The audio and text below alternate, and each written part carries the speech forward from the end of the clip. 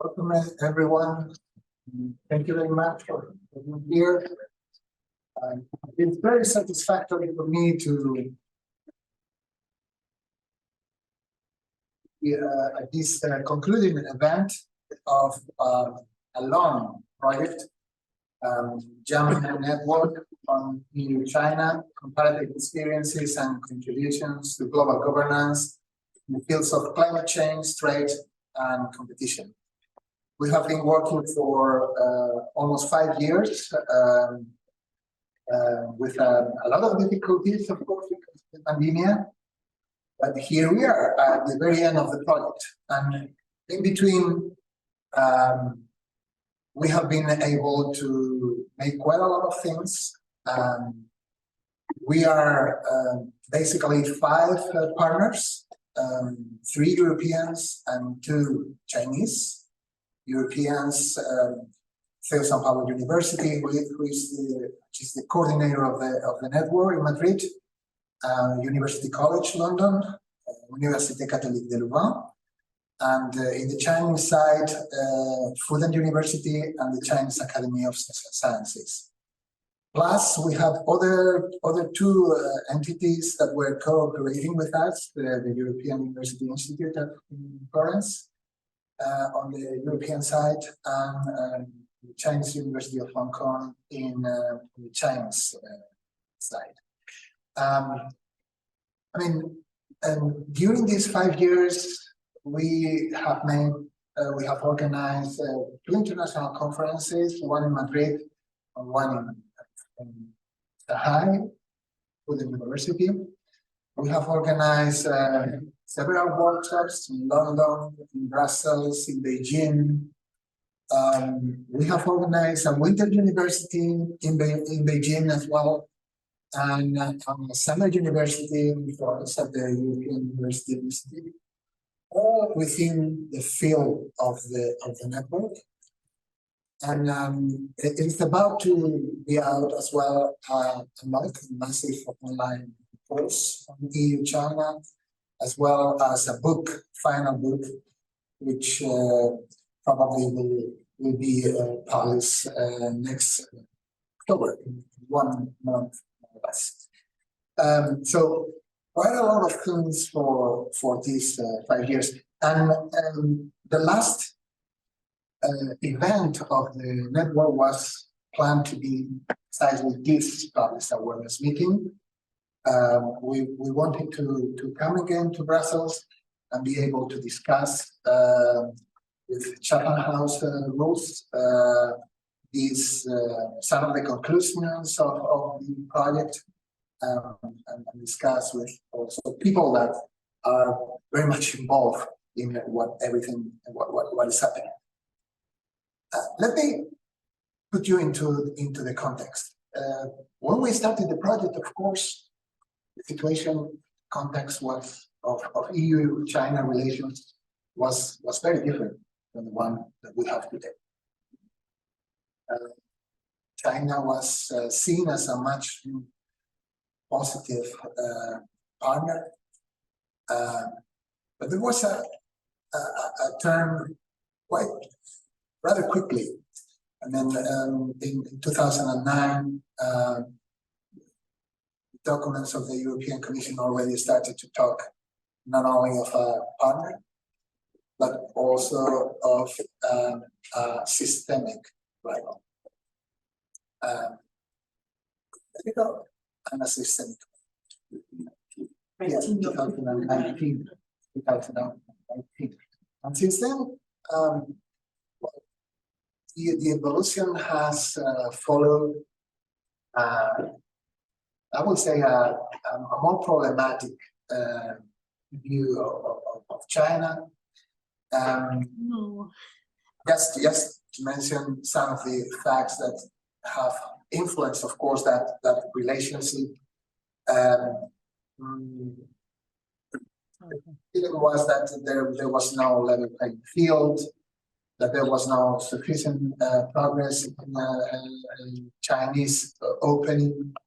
There were problems with human rights, Hong Kong, Tibet, Xinjiang, We have some problems because of the position, of course, of China in the Russia-Ukraine war.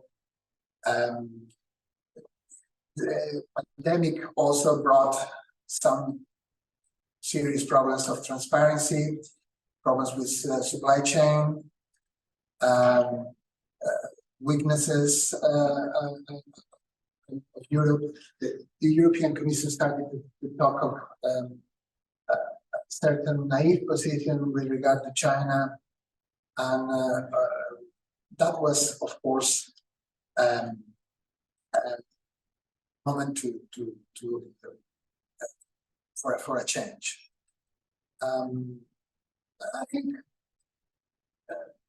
although this is true, and EU-China relations are not certainly, I think, in the most positive period. At the same time, it's very clear that China is for the EU a very important actor at global level. We still need to cooperate with China. That we have to manage this relationship in a way that enhances as well the position of the European Union, and that leads to a better global governance. And there are many fields in which that may take place, including some of the fields that we have chosen for the project, of course: climate change and biodiversity, protection of environment, but also trade, investments, competition, market regulation, taxation, are fields in which we can cooperate. There are others which are not specifically included in the project, but like everything that relates to health and food regulation, so there are other areas as well in which cooperation is possible, and it's something that we have to do. But this is basically the two sides, as I see them. On the one hand, more difficulties. On the other hand, need of maintaining that cooperation.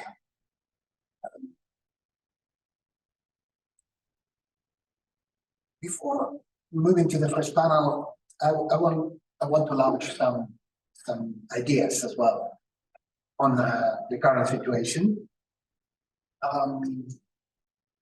With the key terminology, of course, that we are listening every day in these EU-China relationships: de-risking, but not decoupling; no protectionism, but at the same time maintaining sovereignty and increasing security;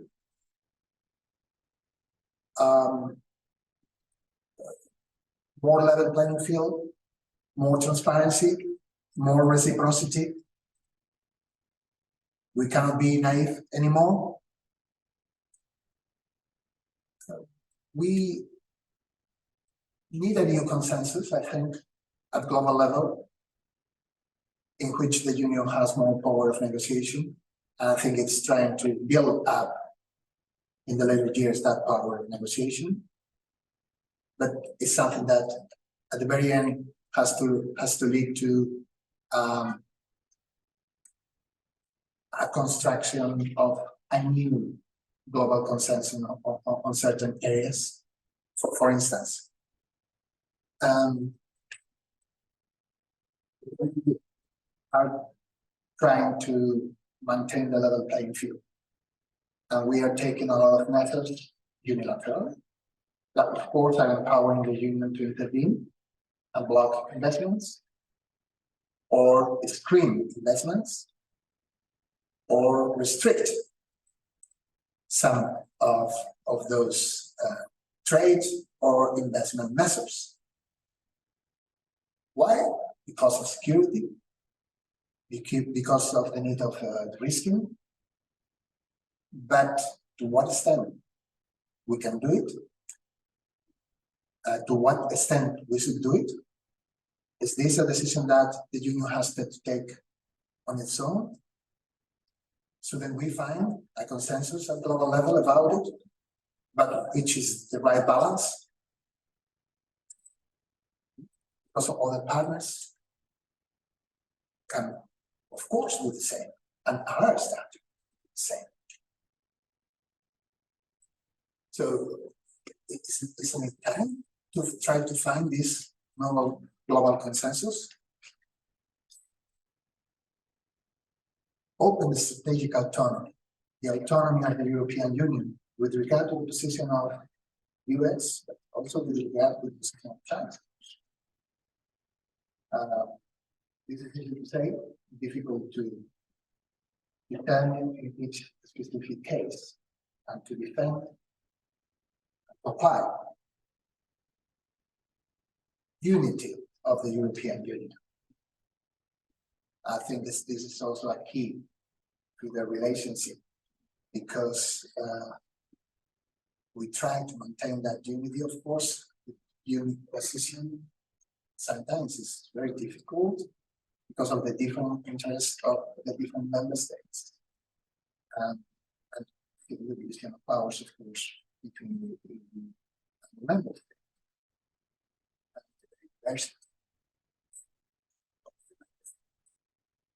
So these are, I think, some of the ideas that I'm sure we will be discussing during this workshop.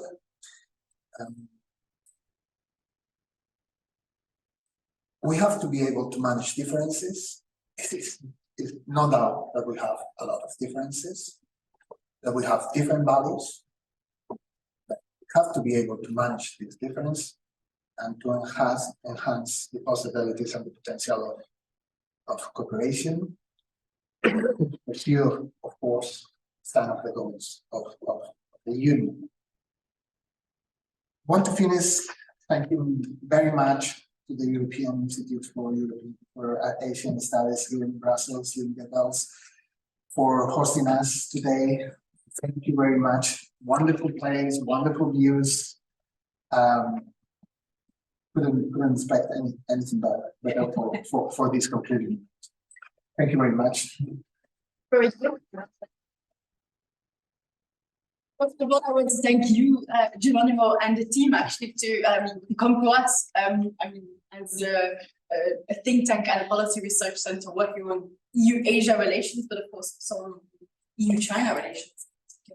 I spent myself 5 years in Beijing, so China is still one of my favorite topics, even though I'm working on a much wider region of focus, including Northeast Asia, Southeast Asia, Central Asia, and South Asia, which are the core geographical regions that we focus on here at the Institute. But of course, China comes up in all the discussions that we have. So to that extent, I mean, I don't think that China can be left out and should actually still be at the forefront, and also how we need to deal with it. And well, you mentioned already quite a few things. There's a triptych, and sometimes people who do not really know how to interpret that and what that actually means. I think also with de-risking, what does it mean and how actually are we going to implement this? There's still a lot of different questions coming up. China is there to stay.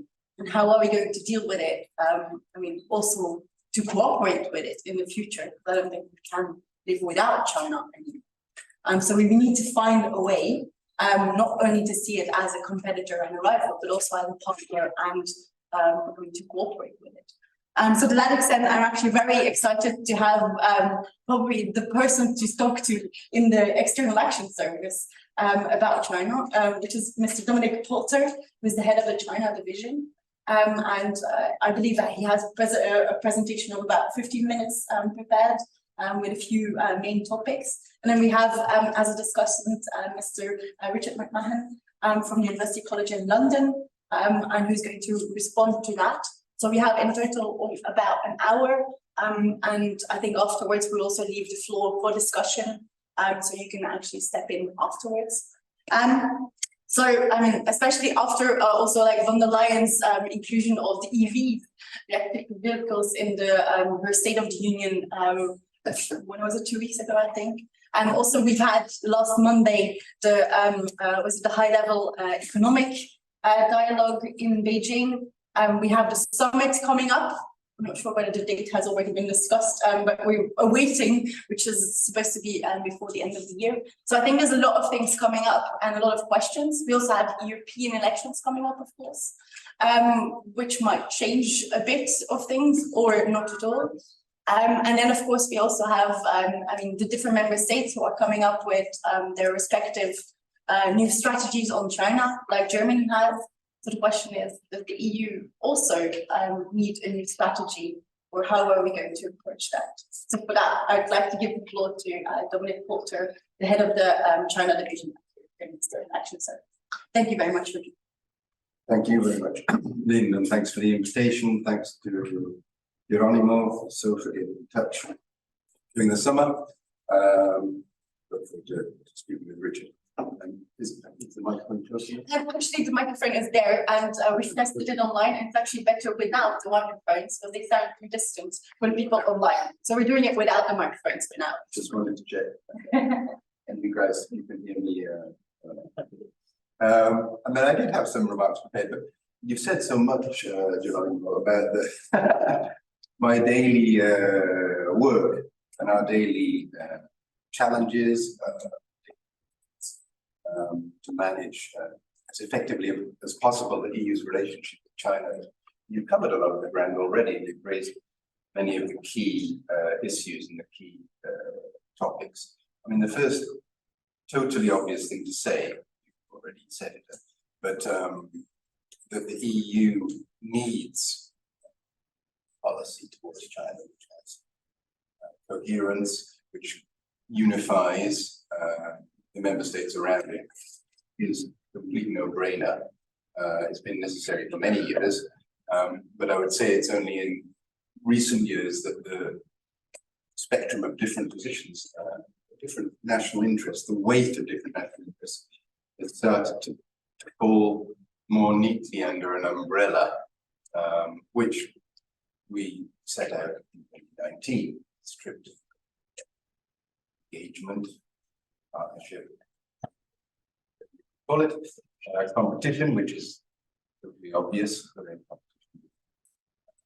Every other major economic bloc in the world, power, and then of course systemic rivalry, which was the eyebrow raiser when it was written down in 2019. I don't think too many eyebrows are raised anymore, in part because China has evolved in the past few years, but also in part because it's patently obvious that there are a number of issues. You mentioned human rights, but even the alliance or partnership, limitless partnership now between China and Russia in the midst of the war in Ukraine, these underline or bring out facets of different visions, different perspectives on the war in Ukraine, which go to a deeper question of different visions for how the world, global governance, could be reorganized or be reset according to Chinese leadership. I have to structure things so that they're not all over the place. I go back briefly, if I may, to the European Council this June. Why? Because it's the European Council, and that's the leaders of the 27 member states. And you may have noticed that there were 6 paragraphs, not enormous, right? But to be honest, when the team, the president of the European Council, asked me told me that they wanted to have some conclusions on China, I was thinking, let's focus where member states are aligned. Yes, that's a bit of a backwards way to do it, but also what are the most important messages we need to focus on the most important strands or approaches of policy. And there you had 6 paragraphs, they set it out quite well. And one thing I wanted to say is that I was amazed how easy it was to get this initial text that we put on the table of the member states adopted without any thinking, quite frankly. It was very straightforward. Maybe we should have been a bit more ambitious and we could have done a little more. But it's always this trick. I won't hide it. There are 27 member states. The more detail you go into, the more lines of text you have for them to play with, the more you can write complicated and ultimately probably the unnecessary process of discussing different words. So we ended up with, I think, actually a very simple and clear outline of where the EU wants to go with China. A consensus, sure, by definition, with the conclusions of the 27 leaders. What are the messages on our most vital interests that we need to be very clear with China on what our European interests actually are, which are the most important global interests for us, where we think. Right. So we need the 27 system as a whole to be coherent, multi-layered, coordinated. This is my daily bread. We need to be clear on the difficult issues you mentioned, rights, Taiwan Straits, Russia, Ukraine, level playing field, reciprocity, transparency of respective legislation, which say is proliferating not only on the Chinese side. Then critically, and you said this also, the value of engagement with China. China not going anywhere. We need to engage China for common goals in many cases, as well as our own national, our own European goals, which we see as vital. Consensus that we need also within the EU, so homework-wise, to keep refining or honing the tools that we have at our disposal, which are intended to, yes, to protect in some cases European industry, the industries of the 20th, our ability to compete in the key industries of the 21st century, but without fostering any new kind of wave of protectionism. So always in line with the international rule of law and the principles of the WTO. Solidarity you mentioned, that is obvious, I think. But it sometimes means overcoming specific national concerns in the interests of the whole. But it's understood. Then there was a very clear message on Taiwan, for instance, which was unprecedented at the level of the 27, on the need for us to balance what we call deterrence and reassurance.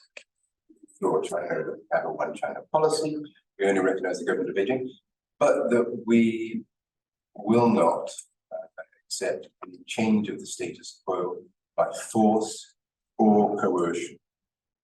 Those last two words, because they were important, they haven't been uttered by the Chinese before. And then finally, an obvious point, which I drew from the discussion. It was a closed door discussion, no telephones. I drew from what I heard of the discussion. It's also about being better able and aware of the need to pool our information, our expertise in different domains.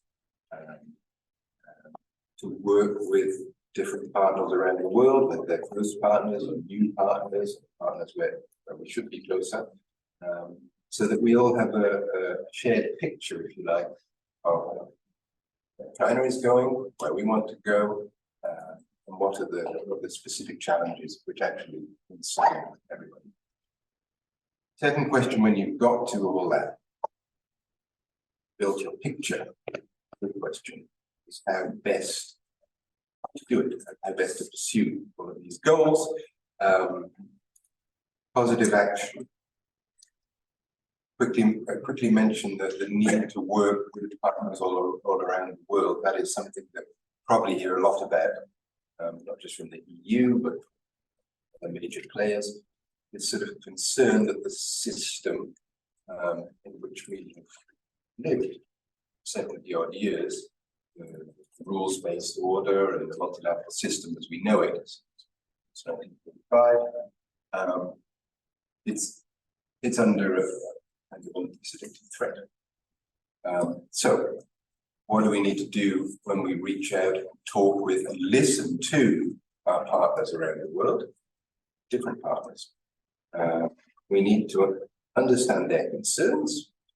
We need to express our own views of the value, specific and lasting value of the most basic rules of the UN Charter, of international law, and underline the fact that these were written and are still intended and still should serve to protect the weaker against the stronger, smaller against the bigger. So these basics have an abiding interest for the world. It's not about lecturing, that's something to do.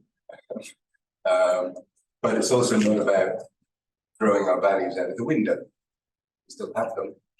They're very important for us. We believe that they sustainability, rights. We believe that they are actually important for the world. So getting that message, tailoring it to different audiences is one of our main goals.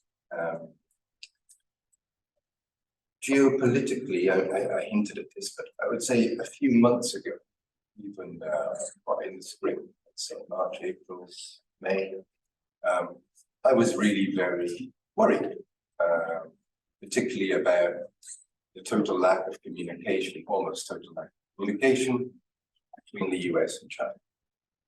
And indeed, our own engagement with China, we've been expecting and preparing for surge in post-COVID engagement,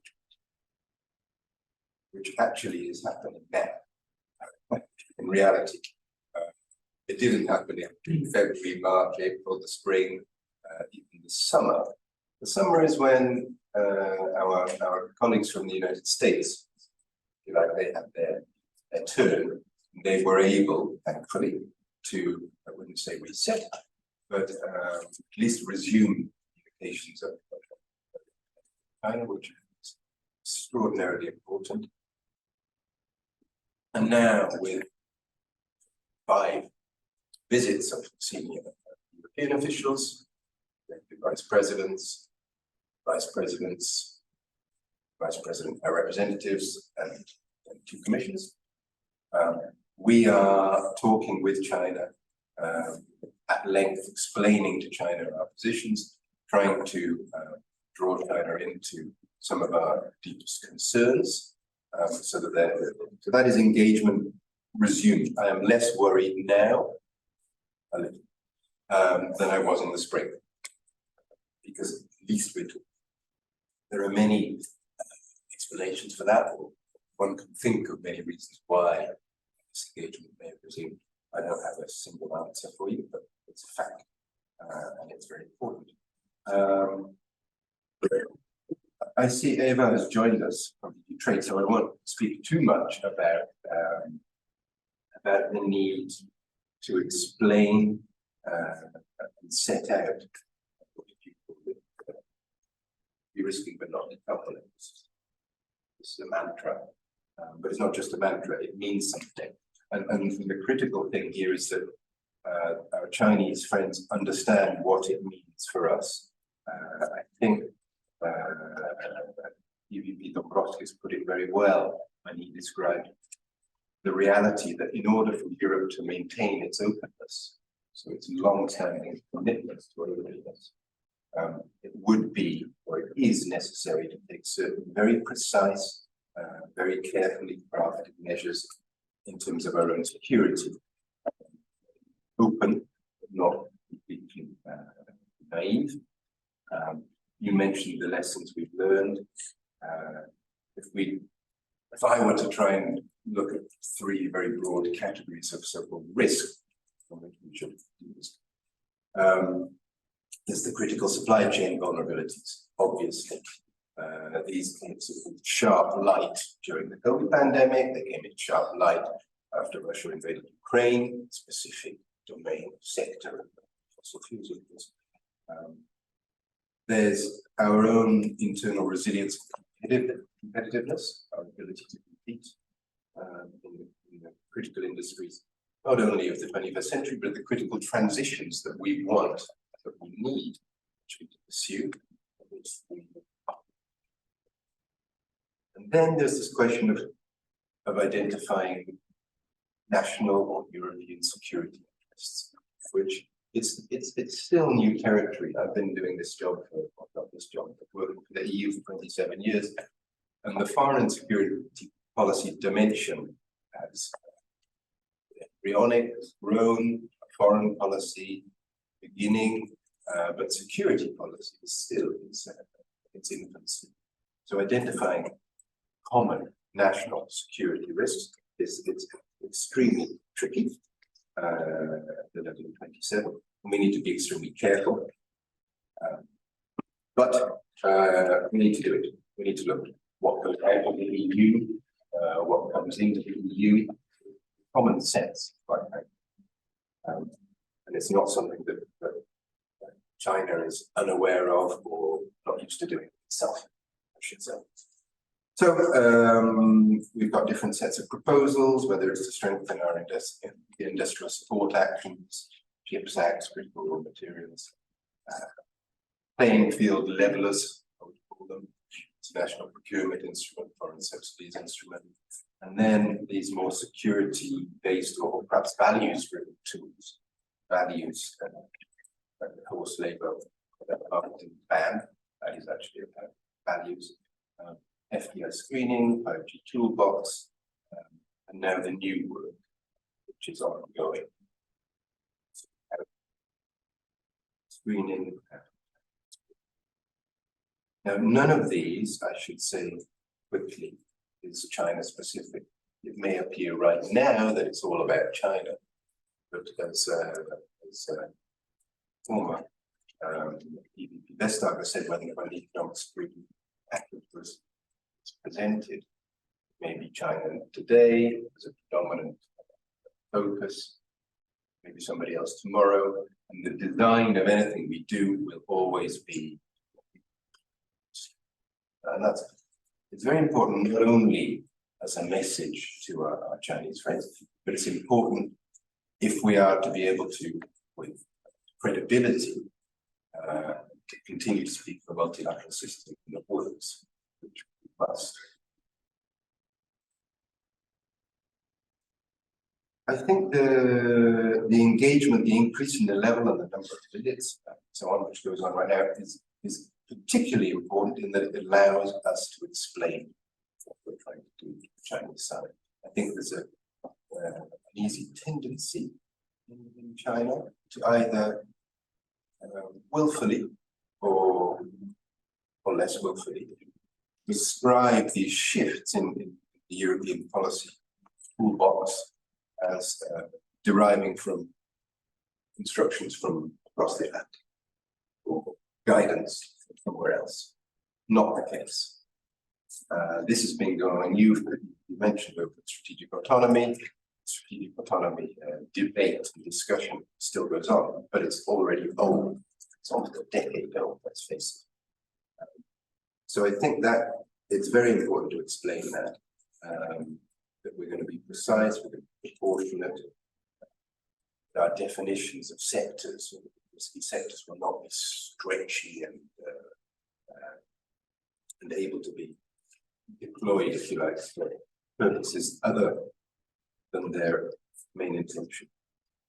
And they should leave scope for us to talk with China about what we're doing, explain with China.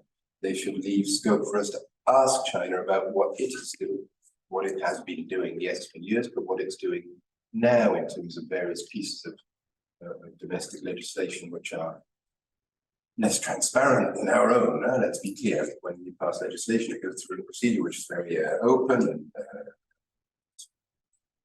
I would say straightforward, but it can be followed, and a legislative process which is easy enough to decipher if one makes the effort. Not the case in China. So when 2/3 of European businesses say that they see the decline of the business climate in China as more uncertain than ever, there are reasons for that.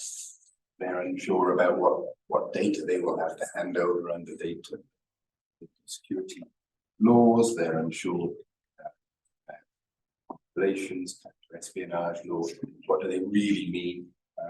They never quite know. We never quite know. That's why we have to talk. I'll wrap up quickly returning to one thing that I mentioned earlier,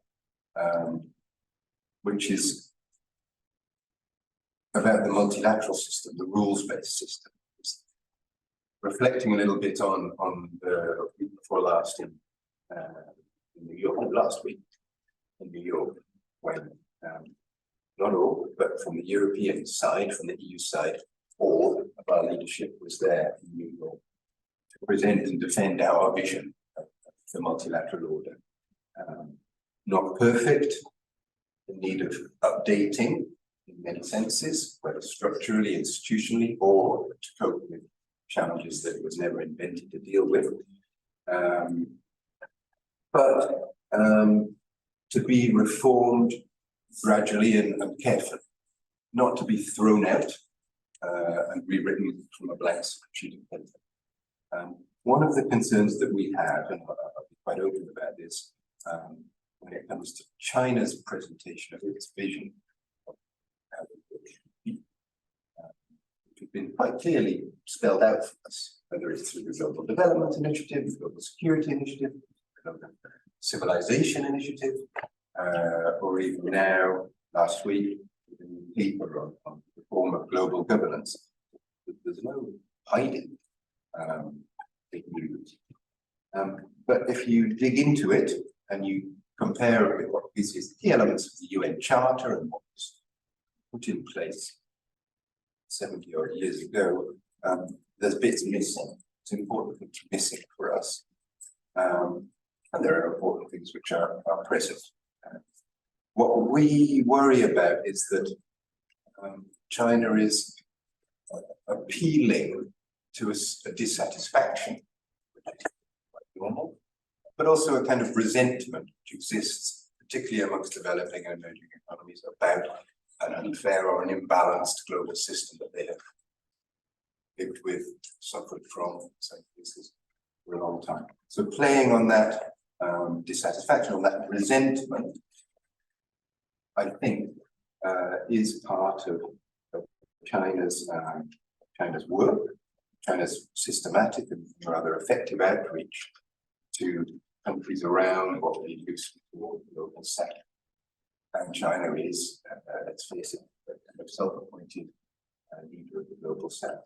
So that's what I wanted to come back to, because it's critical. We want to look beyond this year, next year, and even the next decade. That the system we have, imperfect as it is not thrown out, that we are able to work together with partners around the world and with China to design reform the system, updated, because it's obvious it's updated. Not only the United Nations, but the IFIs, the MDBs, they do need updating, and we're very open about that. China is also open, but less specific. So, just to close, I don't want to be gloomy, but there is a risk right now that the world starts revolving around different poles of power, economic, political, military.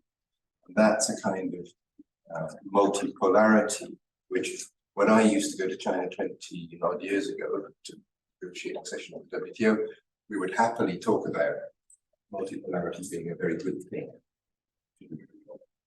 A world dominated by the United States, China was rising, it was there, the developing world matters hugely, that was multipolarity then. Multipolarity now manifests itself through the BRICS, the different poles, which risk, if we're not careful, pitching themselves against each other, in opposition to each other, or being portrayed as being in some form of opposition to each other.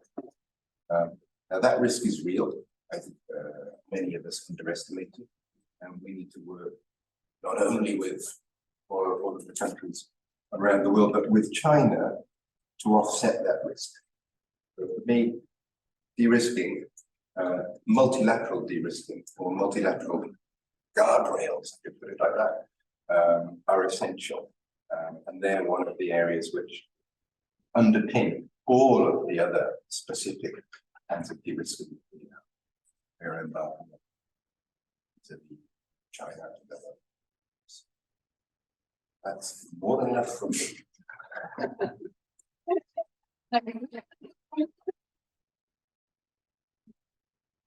That was very in-depth and very comprehensive. But I'll leave now the floor to Richard McMahon to give some comments or ideas. Okay, thanks very, very much, Dominic. That was great. It certainly gave me a lot to respond to, and I'm just responding to these ideas now. So I don't think I'll be able to put it into a coherent overall response to everything. There are a lot of different elements here. I think it's a very complex relationship. And I'm going to give you some questions. I'll give you too many questions in the normal academic way of sort of academic reviewers, which means that you can ignore stuff and pick and choose. One of the things that you were mentioning was about the engagement to EU-China engagement now, and you were saying that this was building on American engagement earlier in the summer. So you had all of these visits in the summer. And you said something that I found was, I was surprised with, that you were saying that this is the start of the engagement. You weren't mentioning all of these visits. Well, I mean, you have von der Leyen, but you also had delegations from in Germany in November and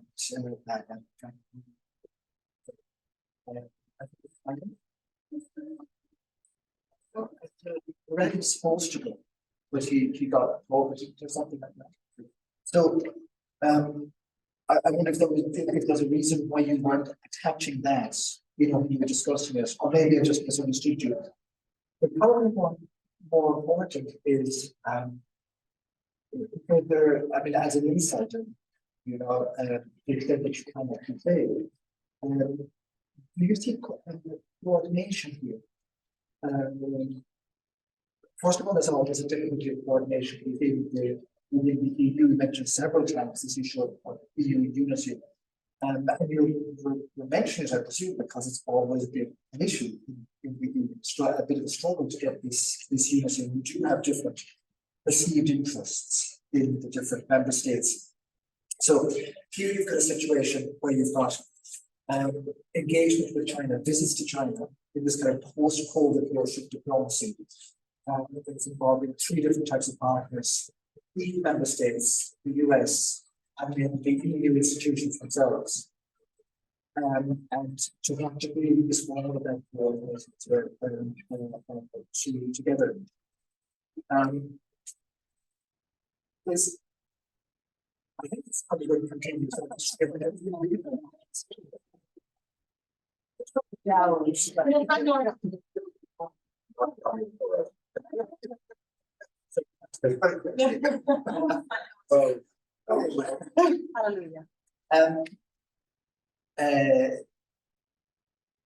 You were discussing multipolarity, and you were also discussing immediately before then, I don't know if you're talking about global governance, and we could say multilateralism. And the distinction that I'm making there is multipolarity is the idea where you have a world of great powers. So I suppose like a 19th century concert in Europe at global scale. So that now you might have the G7 versus the BRICS, with varying degrees of coherence within each of those groups. And that's one way of organizing the world. Because you can have negotiations among these great powers to order the world if possible, to degree that's possible. But then an alternative to that has always been pressed by the EU has been that vision of global governance based on international law and international institutions like the UN and the WTO. And those are very competing visions. Those are very different visions of how the world should be organized. And personally, in my own research, which I've done Chinese academic writing on the relationship with the EU, I've seen the old instinct that we're multipolar, a very, very strong push for multipolarity. But I do see, particularly in more recent years, a stronger push for multilateralism, which kind of contains China. So you really, multipolarity makes China a global power, but its own constraint in a way. It's just interacting with the other global powers, whereas multilateralism locks China as everybody within a web of international rules and institutions. In the work that I've read from Chinese authors, there isn't a great deal of recognition of the distinction between those. That for China, in terms of what China actually does and is able to do in the world, there is to a certain degree a contradiction between them.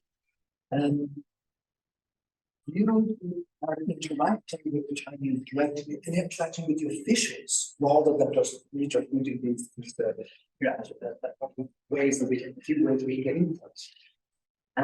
So I'd be very interested in what your insight is dealing with the officials.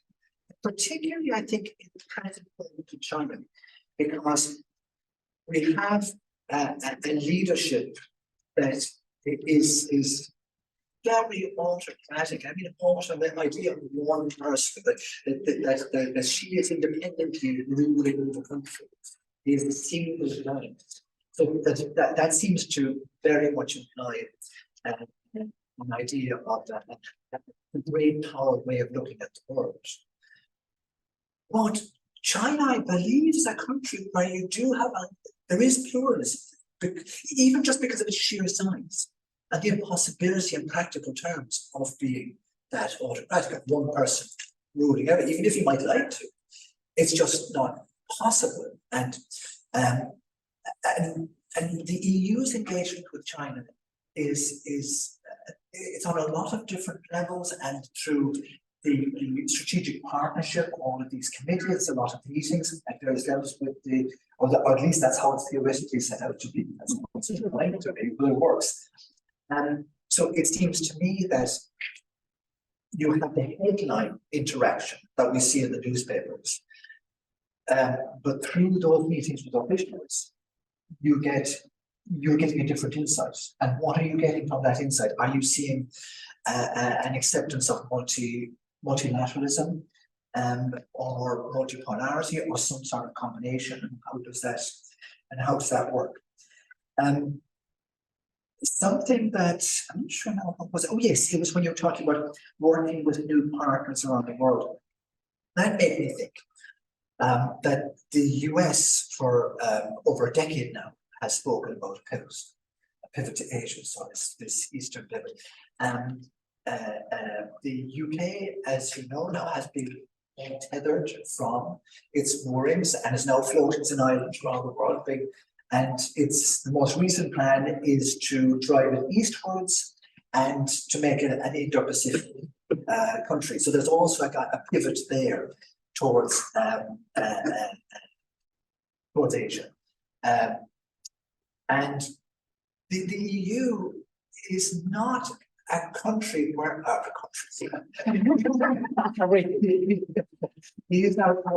heard this language of a pivot to Asia, and I'm not sure how that would work, but the thing that you raised, first we talked about new partners, and I had it over in my mind. And then later on, when you were talking about multipolarity and working with China to offset the risk of creating this division between the developing world and the G7, the Western world, the rich world, the global north,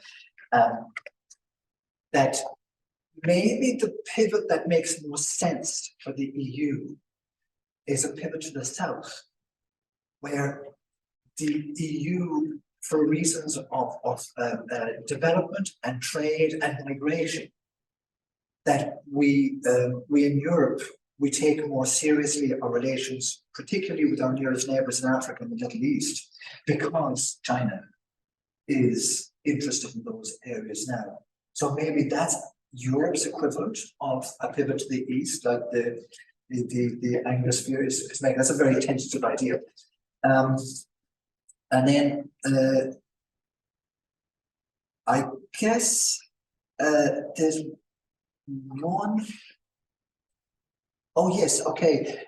Connected with that idea of multipolarity, something that I've discovered, and I think it's also come in my studying of these academics, and it's also been found by other scholars looking at public opinion in China, and also at the officials, that there's a long-term view, probably since the 90s, in China, which seems to be the dominant, now the traditional dominant view of the EU, which is of the EU as a potential multipolar partner of China, where China's big struggle is to create a multipolar world by bringing to an end the unipolar hegemony, which is a language that is very standard language in Chinese discourse.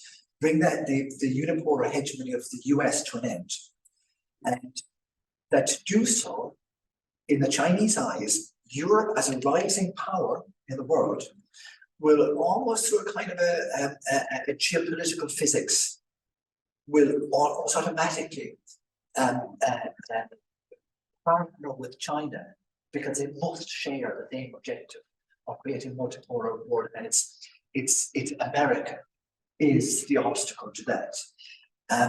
So this is what I've seen. I'm just wondering whether you see the same kind of idea, the same understanding of Europe, and I'm also interested in how that ties in with the idea of strategic autonomy.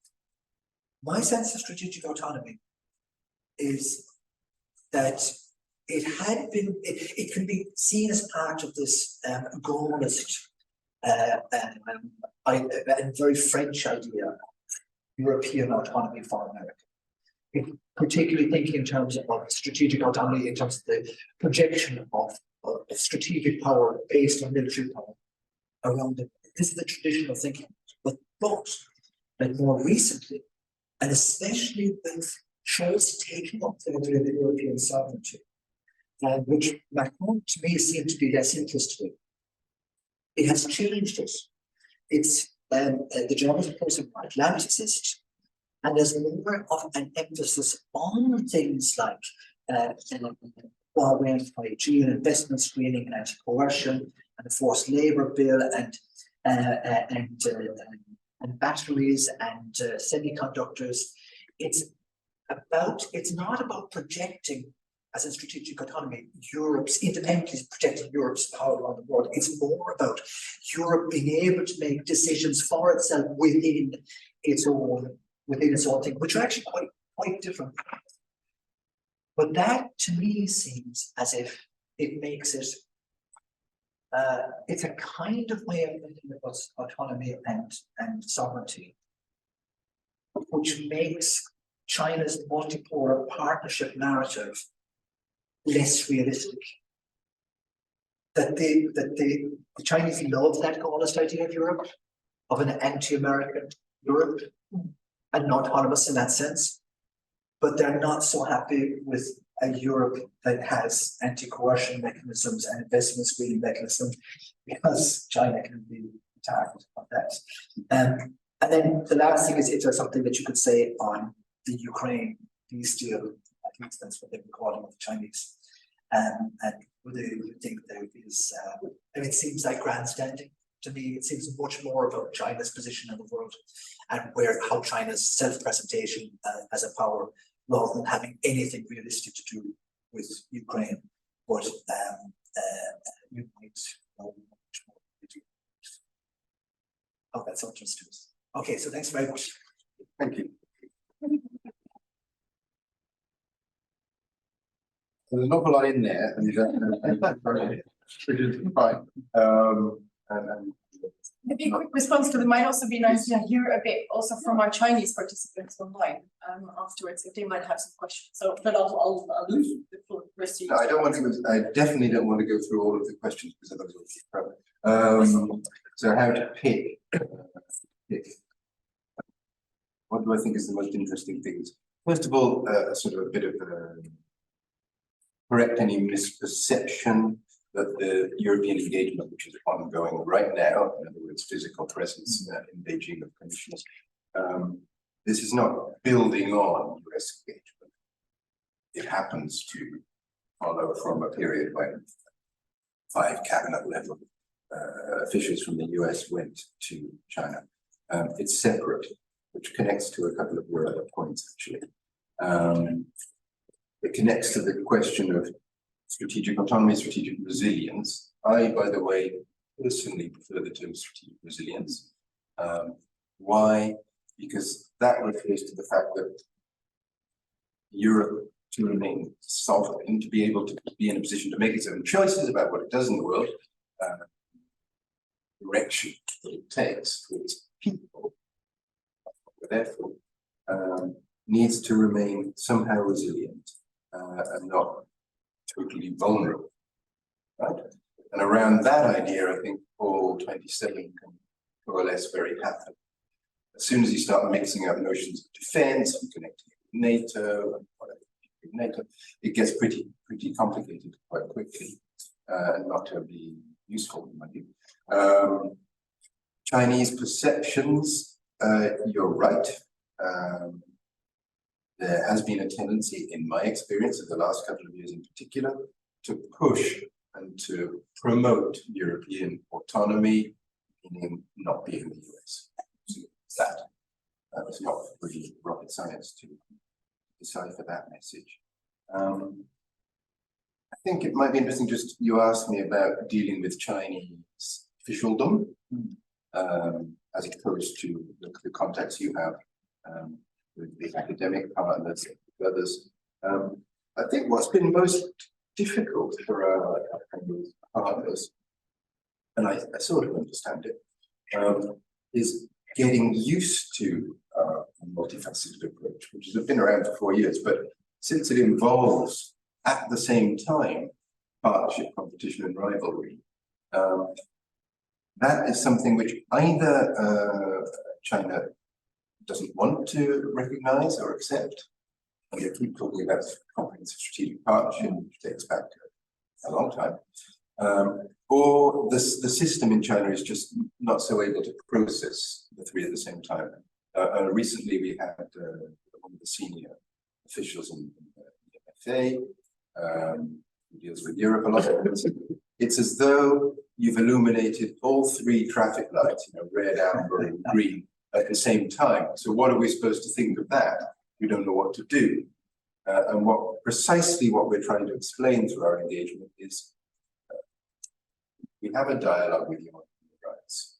We don't see eye to eye on many things, very few, in fact, to be frank. We talk with you now more than we used to, certainly about the Taiwan Straits, and we absolutely must ask you our existential messages on Ukraine.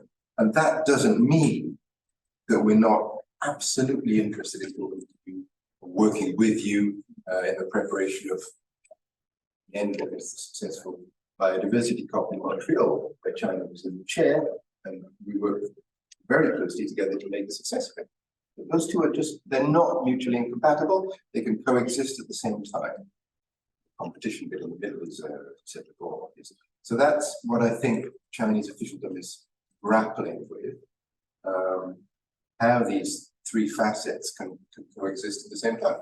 I think they find that confusing. And to an extent, I'm not surprised. To an extent, I think it's a deliberate, of course, a deliberate wish to underline partnership aspects.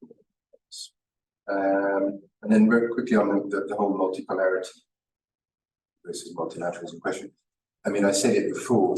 What worries me is what in China, Chinese officials might call small cliques being pitched in opposition to each other, and that being the sum total of sort of global cooperation. You stick to your small clique and you don't work in the global, in the universal sphere. That's very dangerous. Now there's a difference between groups of countries working together, like in the OECD or elsewhere, where you have coalitions of willing working out regulation, how to regulate the newest technologies from artificial intelligence, the data and the rest. Or at the UN, you have coalitions of the willing who are ready to go forward with something, perhaps at a pace which is faster than others. That's fine. In many ways, that's good. It's not the same thing as poles. As poles which are sort of separate and disconnected. So multipolarity is fine as long as the poles are connected. That's what I would sentence say. In other words. Else just to, before I think we should open up if we can. Touched on the autonomy, pivots. Last at the beginning about unity. But the final thing I'll say on the yes, the first EU leader to go to China before actually the COVID restrictions were lifted was Chancellor Scholz. Then we had Shell actually going on the 1st of December, not forgotten. And then we had the von der Leyen Macron. So yeah, it's not only started now, but those were, I would say, we were setting out our stall, and now we've gone more into detail. There's not a multiplicity of layers underneath, by the way, when we're talking about security. Oh, there was, but it has predominantly as a result of COVID, right? But also for some other reasons. It's petered out somewhat. So what we're trying to do is identify the areas which are really important for us. That is what these high-level dialogues, economic, environmental, climate, digital, and then the strategic dialogue. Mr. Borrell will try to have for the third time now after April, July. April, right, got COVID. July, its counterpart disappeared. Qinggang. That's where I didn't go. And then in its time, going with him it's time to China. But the strategic dialogue, which brings together, if you like, these different strands in the hope that by the end of the year, I have no great insight into when we can have a summit, which is built on meaningful outcomes or at least some progress in these different areas. That's the idea. With the intention of restarting all of these more low level. Not necessarily, no. I mean, you have to, as bureaucrats, we tend to start things and then they never end, right? And that doesn't make sense. Things move on, the world moves on, you get new ones without forgetting to shut down the old ones. So no, we have to take a clear-eyed look at what matters most and where we can make progress. And sometimes the proposals we make to the Chinese side get traction, sometimes they don't. It's weird. In the spring, there were ideas coming forward from us which didn't get much traction. So we're trying to cooperate here, and we detect kind of reticence on the Chinese side whenever we get specific. Is that again part of the system of China being a little bit slower to process? I don't know. Instructions. The foreign ministry at the moment is missing. Yes. I think indeed, thank you very much. I mean, both of you actually for raising a lot of things. I think this is the perfect start to a much further in-depth discussion, I mean, on the different topics during the rest of the day. But first of all, I would like to open the floor, I mean, also for the people in the room, but also online. Online, if you want to include any questions, raise your hand on Zoom or write it in the chat, and we will include your questions as well. So I'm not sure there is anyone online who wants to contribute or who wants to step in already. Don't see any voices, but let's see. Anyone here in the room? Yes. Yeah, well, thank you very much both for your intervention. I think it's quite clear where we're coming from. But my question is somehow you try to answer that. What could be the future? But I have a very specific question, and maybe for Mr. Clotter also, which I maybe can try to answer that. So that next year we have changes, political changes in the European Union, because elections to the European Parliament, the change of the European Commission. But do you think that could be possible that both the European Commission and the European Parliament would have not a common position, but at least to be in the same line concerning China? Because now we have the perception that, and I think that they have also in China, that we have one politic concerning the European Commission and a completely different politic to China concerning the European Parliament. Somehow it's quite difficult to try to go ahead with the relations with them with these two perceptions of the foreign policy, the European foreign policy concerning China. So that's my question. Thank you. And maybe we'll take if there's more questions. Yes. I would like to ask Dominic Porter as well about the need of a potential new EU-China strategy, and it's linked to what Javier was just asked. Because in 2021, the EP produced a resolution on the need of a new EU-China strategy. And if we look back at the 2019 EU-China strategic outlook, that triad, cooperation partner, economic competitor, and systemic rival, I don't know if that still holds today in that triple nature way. Do we need to, in a way, get a new joint communication stating, okay, some things have changed, therefore our position vis-a-vis China needs to change, or is the 2019 one still valid? Any other questions or interventions? Yes. I do also have a question for Mr. Porter. You have described earlier that today's multipolarity is characterized by the potential formation of opposing blocs. So I was wondering, how do you think does this type of multipolarity impact the global governance of climate change specifically? Okay.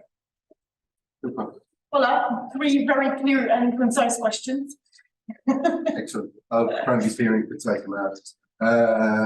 Javier, I think you asked about the EP's position. I mean, the executive branch, the commission, we have the parliament, which is sort of part of the legislative branch, entirely free to express its own opinions, entirely free.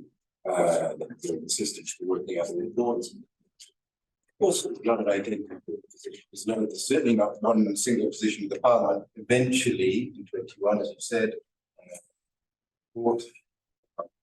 and right now, a new recommendation is being prepared by the Affairs Committee of the Parliament, the first session last week. The rapporteur, the author, the co-authors, if you like, set out what they wanted to put in it. And to be honest, it's not so different in the end. I mean, we'll see, let's say, language which we would refrain from using going into Parliament resolutions or recommendations. Further on some of the more sensitive topics than we can. That's the nature of being an official versus being a free speaking MP. Simply that. But I think when you see the 2023 recommendation of the European Parliament, you will start to get the answer to the second question, which was, do we need a new strategy? No. is the short answer. Why? Because if we did go through an elaborate exercise as our German friends did, I think, we would end up back where we started. We would still end up with an emphasis on the need for engagement, partnership, cooperation, engagement where we can. Same thing. Slightly different emphasis, that's it. Competition, as I've said already, a reality, and systemic rivalry, plain to see. So we'd end up where we started. Adjusting is the word that's most often used by my own boss, by the President of the Commission. Yes, of course, we have to adjust or recalibrate our China strategy, but the same strategy. And then finally, the one on blocks. Multilateral climate sphere. It's an interesting one because already in the climate sphere, I'm not a massive specialist on this, but I did work on it for a bit. One point in my life, you already had blocks, whether it was the G77, was China, and then the EU and its like-minded, or what we call now the High Ambition Coalition, which is an interesting combination of Europeans with the most existentially threatened Pacific Island states, some other small island developing states, and some other progressive partners.